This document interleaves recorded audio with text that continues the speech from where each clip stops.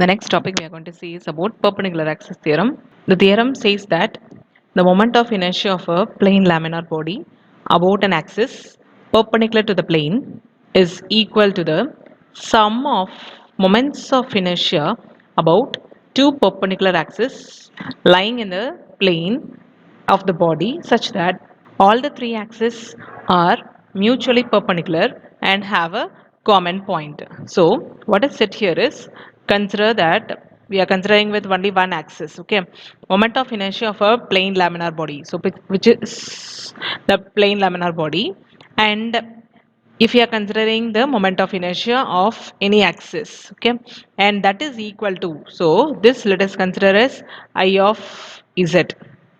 Okay, so that I of z is equal to the sum of, so sum of moment of inertia about two perpendicular axes. So these are the two perpendicular axes. Okay, so that moment of inertia is written as Ix and Iy lying in the plane such that all the three axes are mutually perpendicular. So how they are? All the three are mutually perpendicular and they have a common point. So all this have a common point. Okay, so this is the perpendicular axis theorem. Okay, so the theorem states that the moment of inertia of a plane laminar body about an axis perpendicular to its plane is equal to the sum of, okay, moments of inertia about two perpendicular axes lying in the plane of the body such that all the three axes are mutually perpendicular and have a common point. Okay, so this is a moment perpendicular axis theorem. Okay, so I'll say with the statement once again. Statement is very important.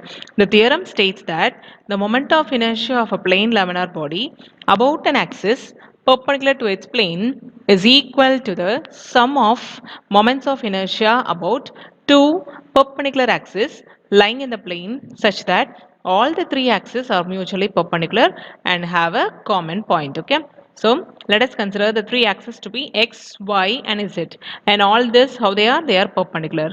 If the moment of inertia of a body x and y are represented x, ix and iy, and Iz is said to be along the z axis, then the expression is, as I've told you, Iz is equal to what? Ix plus I of y.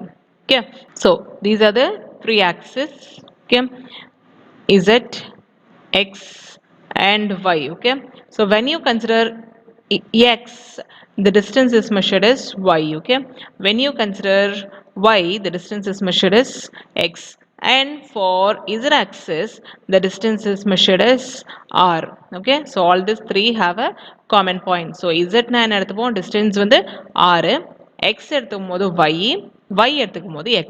Okay, so this is how we take the distances. Yes, so generally we know the formula for the moment of inertia, is it not? So I is equal to what? Summation m into r square.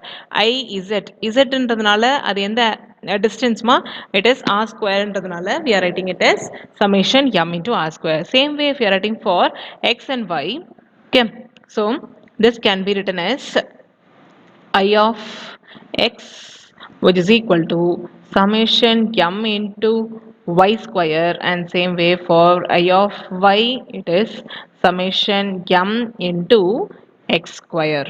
Okay, and from that diagram if you see, it is very clear that, so from here we have x, from here we are having y. Okay, so this is r, this is x and this is y.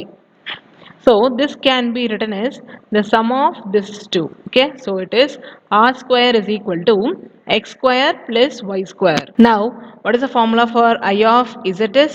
I of z is equal to what? Summation m into r square. இப்போ இந்த r square க்கு பதிலா இந்த term நம்ம இங்க substitute பண்றோம். So that we are getting the equation as summation m into x square plus y square.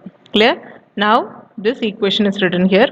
Summation m, if you multiply inside we get summation m x square plus summation m y square. What is the summation m x square is? That can be written as what? I of x. So I of z, which is equal to I of y plus summation m y square எப்படி எழுதலாம்? ix ன்னு எழுதலாம். So I of x. Clear? So in this mainly we have to know with the distance. Z அப்படின்னா என்ன எழுதுவோம்? R ன்னு எழுதுவோம். Y னா x ன்னு எழுதுவோம். X we have to write it as y. Okay? So if you know this and if you know with the basic equation which is r square is equal to x square plus y square. So if we know that, we can easily write with this equation. Okay.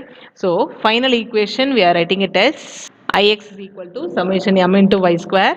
Iy is equal to summation m into x square. So if we substitute that value, we are getting the equation for this perpendicular axis theorem. Clear? This is a very important 3 mark it is. Okay. So just the 3 basic equations we have to know. Thank you.